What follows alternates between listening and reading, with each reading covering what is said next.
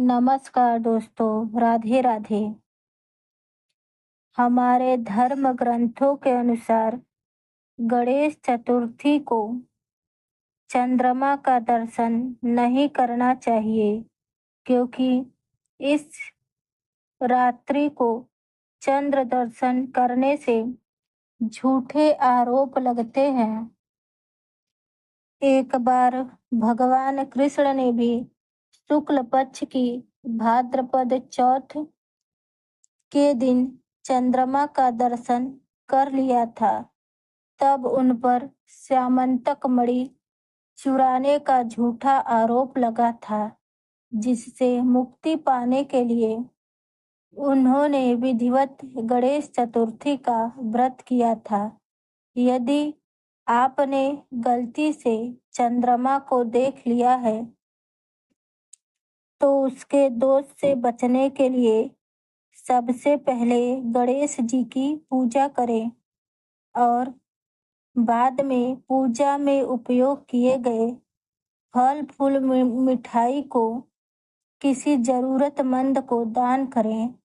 झूठे कलंक से बचने के लिए स्यामंतक मणि की कथा अवश्य सुने। द्वापर युग में सत्राजीत नाम का एक व्यक्ति था। वह भगवान सूर्य का परम भक्त था। भगवान सूर्य ने प्रसन्न होकर उसे स्यामंतक मणि प्रदान की थी। वह मणि प्रतिदिन 8 बार सोना दिया करती थी।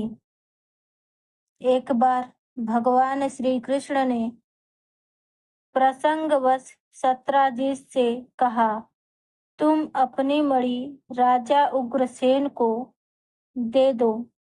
इससे यह बहुमूल्य वस्तु सुरक्षित हो जाएगी और तुम्हें यश भी मिलेगा। परंतु सत्राजीत अहंकारी तथा धन लोलुप था। उसने भगवान श्री कृष्ण का प्रस्ताव ठुकरा दिया। एक दिन सत्राजीत का भाई प्रसेनजीत उस मणि को अपने गले में धारण कर शिकार खेलने के लिए वन में गया।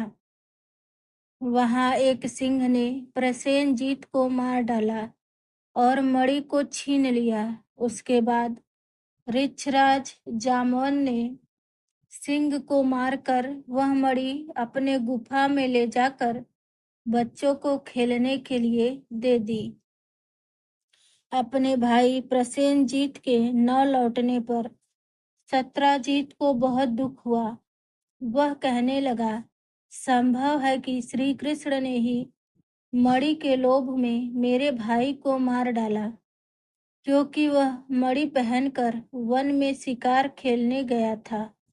जब श्री कृष्ण ने सुना कि सत्राजीत मुझे ही कलंक लगा रहा है, तब वह उस कलंक को मिटाने के लिए प्रसेनजीत को ढूंढने वन में गए। खोजते खोजते उन्होंने देखा कि जंगल में किसी सिंह ने प्रसेनजीत और उसके घोड़े को मार डाला है।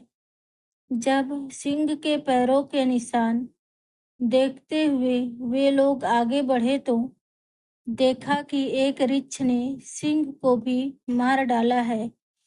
ऋक्ष के पद चिन्हों का निशान देखते हुए सब गुफा तक पहुंचे। भगवान श्री कृष्ण ने सब लोगों को बाहर ही बिठा दिया और अकेले ही घोर अंधकार से भरी हुई ऋक्षराज जामवन की भयंकर गुफा में प्रवेश किया। वहां उन्होंने देखा कि स्यामंतक मणि को बच्चों का खिलौना बना दिया गया है। अचानक भगवान श्री कृष्ण जैसे ही मणि लेने के लिए आगे बढ़े, तब क्रोधित होकर जामवन सामने आ गए। उस समय उन्हें भगवान की महिमा का प्रभाव का ज्ञान नहीं था, इसलिए वे भगवान श्री कृष्ण से घमासान युद्ध करने लगे। पूरे 28 दिनों तक युद्ध चलता रहा। जामवन का शरीर पसीने से लथपथ हो गया। उत्साह जाता रहा। अंत में उन्होंने भगवान श्री कृष्ण को पहचान लिया और कहा, प्रभु, मैं जान गया कि आप ही पुराण पुरुष भगवान विष्णु है। मुझे पराजित करने की क्षमता किसी साधारण मनुष्य में नहीं हो सकती। आप विश्व के रचयिता, मेरे अज्ञानवश हुए अपराध को क्षमा करें। भगवान श्री कृष्ण ने कहा, ऋक्षराज, हम मणि के लिए ही तुम्हारी इस गुफा में आए हैं। इस मणि के द्वारा मैं अपने पर लगे झूठे कलंक को मिटाना चाहता हूँ। भगवान के ऐसा कहने पर जामवंत ने बड़े आनंद से उनकी पूजा की तथा अपनी कन्या कुमारी जामवंती को मणि के साथ उनके चरणों में समर्पित कर दिया।